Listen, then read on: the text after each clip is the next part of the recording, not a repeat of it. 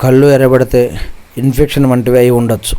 పసుపు పచ్చగా మారితే కామెర్లు, కాలేయ, పిత్తాశయ సమస్యలు కాకపోవచ్చు. డాక్టర్ని సంప్రదిస్తే మంచిది. హఠాత్తుగా గొంతు వాచినట్లయితే థైరాయిడ్ సమస్యకు సంకేతం కావచ్చు.